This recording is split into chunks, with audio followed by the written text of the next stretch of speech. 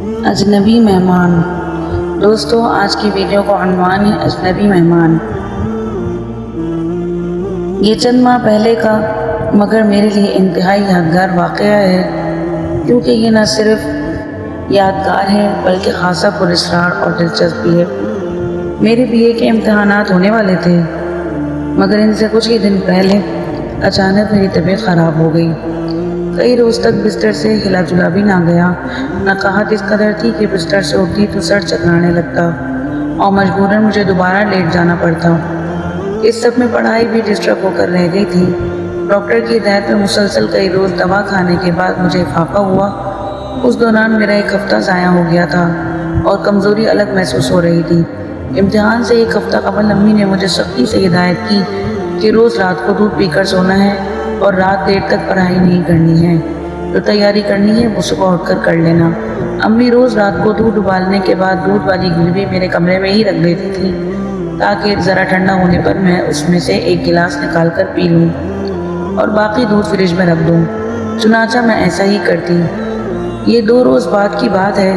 میں پڑھائی ختم کرنے کے بعد اٹھی، دودھ والی گروی سے دودھ نکال کر ایک گلاس میں ڈالا اور خود پینے کے بعد یہ سوچ کر لیٹ گئی کہ ابھی دودھ گرم ہے، تھوڑی دیر بعد اسے فریج میں رکھ لوں گی۔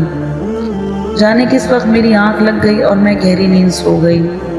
رات کا جانے کون سا پہر تھا جب میری آنکھ اچانک سے کسی برتن کے گرنے کی آواز سے کھل گئی۔ مجھے کمرے میں کچھ گڑبڑ محسوس ہوئی اور میں نے اٹھ کر چاروں طرف نظریں گھمائیں۔ پھر ایک جانب مجھے کوئی چیز تیزی سے حرکت کرتی نظر آئی، جسے دیکھ کر میری گھگی بن گئی۔ چھوٹی سی کوئی چیز کمرے کے فرش پر تیزی سے اچھل رہی تھی اور اس کی اس حرکت سے برتن گرنے کی آواز پیدا ہو رہی تھی۔ اب میری نظریں نیم اندھیرے میں کچھ حد تک دیکھنے کے قابل ہو گئی تھیں۔ اب جو میں نے غور سے دیکھا تو معلوم ہوا کہ کوئی سیاہ رنگ کی چیز دودھ والی گروی کو لے کر اوپر نیچے ایسے اچھل رہی ہے جیسے کوئی گیند ہو، اور اسی سے وہ برتن گرنے جیسی آواز پیدا ہو رہی تھی۔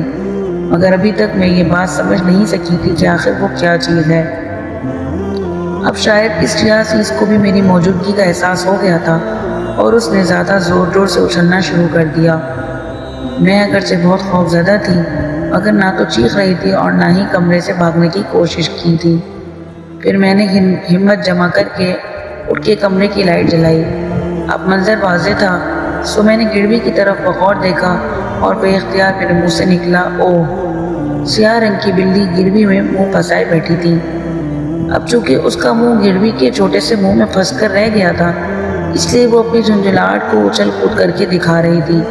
کمرے میں ادھر سے ادھر اس کی بھاگ دوڑ ایک عجیب منظر پیش کر رہی تھی اور مجھے سمجھ نہیں آ رہی تھی کہ میں کیا کروں، بلی کی کوئی مدد کروں یا اسے پکڑوں۔ کچھ سمجھ نہیں آ رہی تھی۔ بلی اس قدر اشتعال میں تھی کہ اسے پکڑنا بھی ممکن نہ تھا۔ اس دوران میرے کمرے سے آوازیں سن کر امی اور بھائی بھی آ گئے۔ اب سب کے سامنے وہی منظر تھا جو میں کئی منٹ سے دیکھ رہی تھی۔ کسی کو بھی میری طرح اس صورتحال کا حل سمجھ میں نہیں آ رہا تھا۔ پھر قدرت نے خود ہی اس کا حل نکال دیا۔ بھاگتی ہوئی بلی اچانک دیوار سے ٹکرائی اور پھر اس نے زور سے اپنے سر کو جھٹکا دیا، تبھی اس کا سر گروی سے نکل آیا۔ کچھ دیر کے لیے بلی ٹھٹکی، جیسے وہ بھی منظر دیکھ کر حیران ہوئی ہو۔ پھر اس نے ہم سب کو حیران کرتے ہوئے کمرے میں لگے کولر کی طرف دوڑ لگا دی، مگر جلد بازی میں وہ کولر کے اوپر لگے ہارڈ بورڈ میں الجھ گئی اور اسے دوبارہ واپس آنا پڑا۔ اب اس کے تیور اور زیادہ خطرناک تھے۔ وہ گراتی ہوئی ادھر ادھر بھاگ رہی تھی اور اسے راستہ نہیں مل رہا تھا۔ پھر وہ میرے کمرے سے باہر نکلی اور ٹی وی لاؤنج کی طرف دوڑی۔ اب بھائی نے آگے بڑھ کر ٹی وی لاؤنج سے باہر جانے والا دروازہ کھول دیا۔ بلی فوراً اس طرف آئی اور باہر نکل گئی۔ یوں یہ معاملہ ختم ہو گیا۔ اب اس بات پر غور شروع ہوا کہ بلی کے ساتھ کیا اور کیسا ہوا۔ سب کی مشترکہ تفتیش سے یہ بات سامنے آئی کہ رات کو کسی وقت بلی کولر کے راستے سے میرے کمرے میں آئی اور اس نے دودھ کی خوشبو سونگھ کر گروی میں منہ گھسا دیا تھا۔ اس کے بعد اس کے ساتھ جو ہوا وہ اوپر بیان کر چکی ہوں۔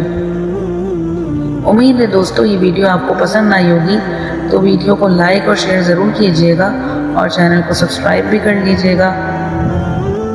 اب ملیں گے آپ سے اگلی ویڈیو میں، تب تک کے لیے دیجیے اجازت۔ اپنا رکھیے گا بہت سارا خیال، مجھے رکھیے گا دعا میں یاد۔ اللہ حافظ۔